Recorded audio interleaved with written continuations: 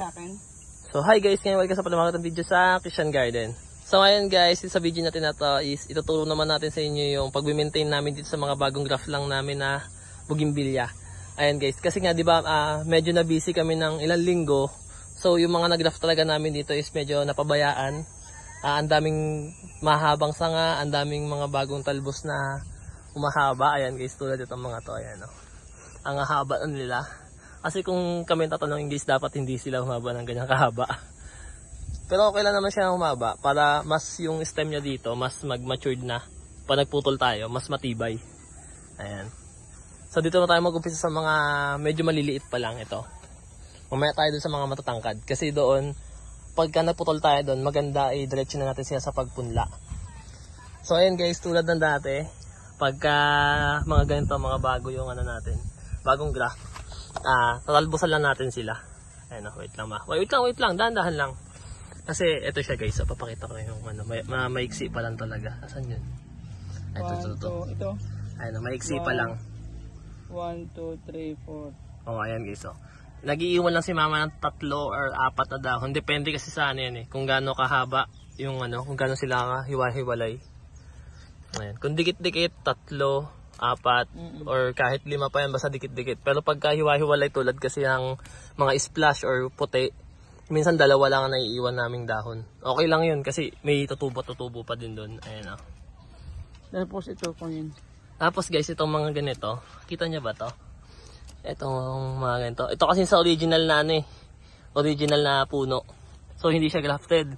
So di ba lagi ko sinasabi, pag hindi grafted, kailangan natin siya tanggalin. Kasi mas mauna pa yan silang tataba kaysa doon sa mga dinugtong natin. Ayan o. Makapansin nyo nga guys, ang dami na lang tumutubo. Kailangan tanggalin yan. Ayan.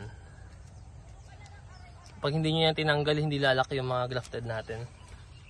Kaya yung iba dyan na ano, nag-graft sila ng bougainvillea tapos hindi nila nililinisan yung rootstock. Ang mangyayari doon, imbis na gumanda yung grafted nyo, papayat yun tapos parang ang kalat tingnan. Kasi nga mas mataba yung sa original, tapos yung ginaft natin is parang bansot. Hindi siya lumalaki, hindi umahaba, parang na-steady lang siya. Ayan o.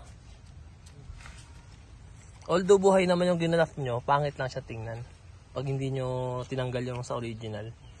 Tapos kung hindi naman siya titriman, ang mangyayari sa kanya, parehas nung itong mga pinakita ko dito.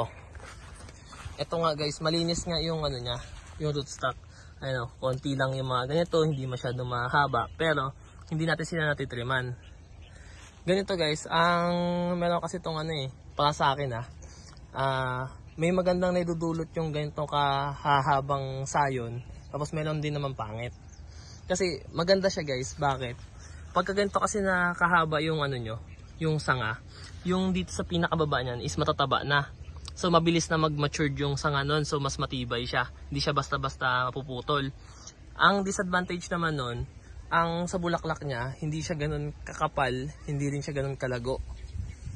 Kasi kung mapapansin nyo, iilang sanga lang yung tumubo dito simula sa graft natin. Iilang sanga, 2, 3 lang na humaba. Pero kung ito tinalbusan natin ng unang-una pa lang, ganito siya kakapal. Meron ka bang makapal na dyan ma? Yung nagay natin titliman, nabenta na. Nabenta na. Nabenta na guys. Kaya tingnan natin. Baka meron pa dito. Ano ko dito? Ay hindi, puro mahahaba na to. Mabilis kasi mabenta yung mga ganito namin guys pagka pagka may nagpunta dito. Kaya minsan tawag dito hindi namin mabigyan yung iba kasi nga nabibili kagad. So ayun guys, balik tayo dun sa ano ko. Okay lang naman na pahabain nyo ng ganito kasi mas matibay yung dito sa pinakapuno niya. Mas matibay, mas magmamatured kasi ito kagad. Pero ang ano naman dito guys, matagal bago siya magbulaklak tapos kumapal. Kasi magpuputol ka uli dito sa kanya.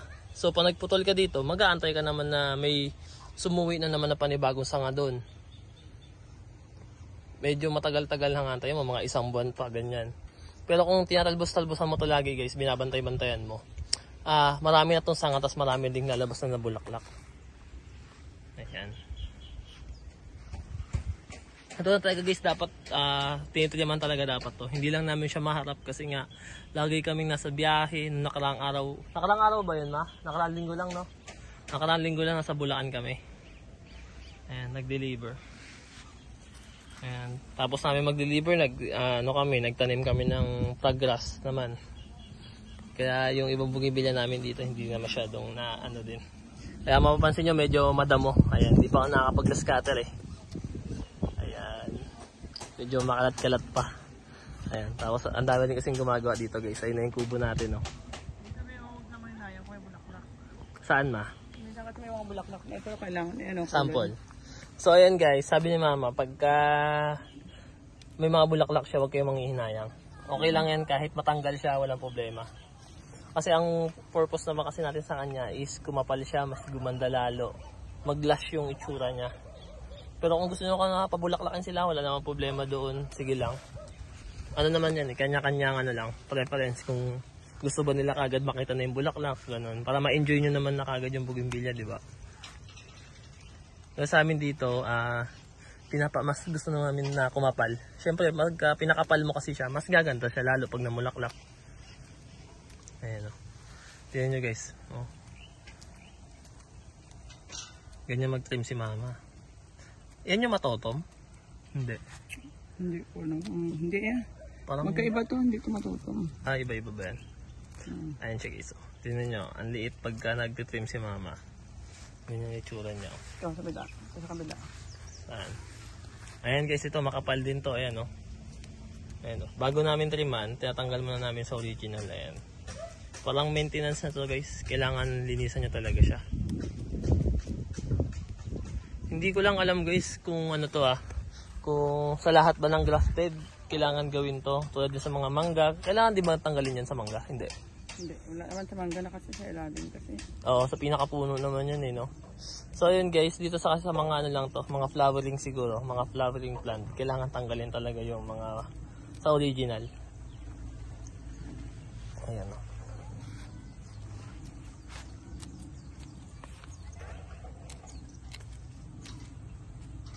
Ayan siya guys, ayan na itsura niya.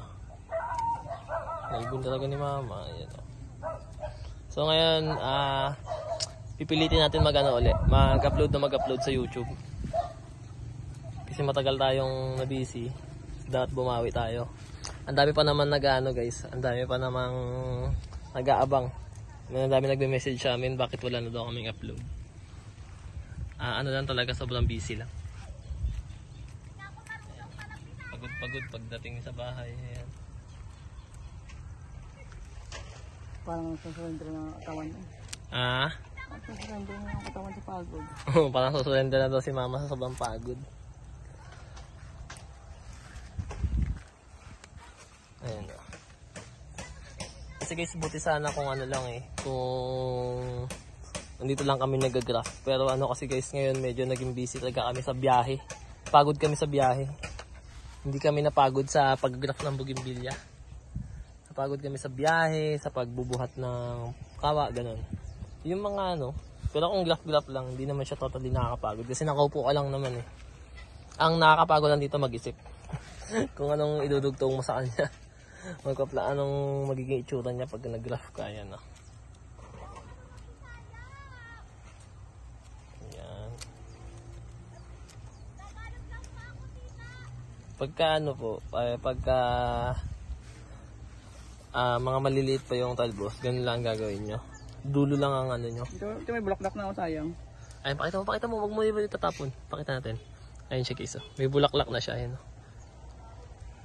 May bulaklak na talbos, pero tinilim pa din natin. Ayun, may mga naiwan pa nga Kamay mo ma. Ito. Ayun, may mga bulaklak. Ayan.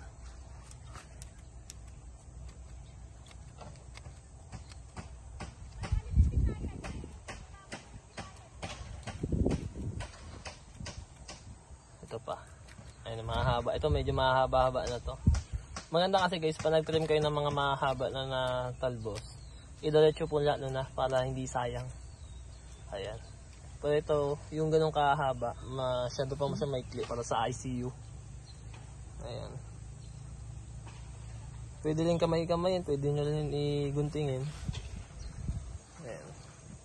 Minsan kasi pag gunting ang ginagamit ng iba, napuputol mismo yung pinaka-dinugtungan Ito guys, kailangan nyo ito tanggalin. Ito. Ang pinakamaraming magtalbos ng ganito, 21 jewel talaga. Mabilis siyang magdami ng ang tawag dito, itong talbos. Mabilis dumami. Yung mapansin mo yung dinugtong mo, bansot, payat. Ayan o. So yun guys, dito same lang din. Mag-iiwan lang tayo ng 4 or 3 dahon. Ayan. Same lang din siya. Pero dapat dito sa mga malalaki, diretso punla na para hindi sayang talaga. Kaya hindi ko ito may papakita sa inyo kasi hindi pa naman kami magpupunla ngayon. Ayan. Pero marami na kayo papipilian dito guys. Multicolor to. Karamihan dito multicolor. May mga single din kung gusto nyo. Tapos may mga pink patch ito.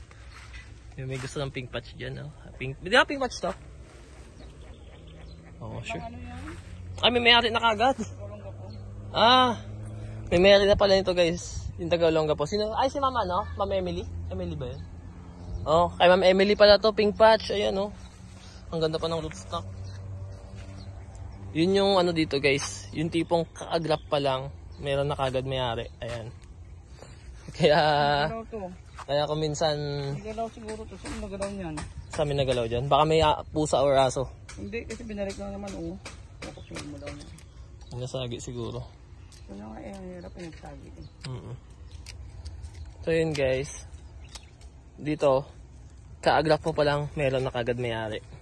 Dahil nyo guys, pati yung mga nakapareserve doon. Kaya hindi kami makapagparami din ng gusto kasi dalawa lang din kami ni Mama. Ayan. So yung iba dyan guys, tiis-tiis muna, abang-abang lang. Pasensya na sa mga hindi namin mapagbigyan or masuplayan ng bougainvillea. Kasi hindi rin mabilis mag-produce ng mga grafted talaga na ganito. Kasi hindi naman pwede na ibenta mo kagad sila ng bagong-bagong graft pa lang totally kasi baka mamatay pa. Sayang naman din yung Ayan.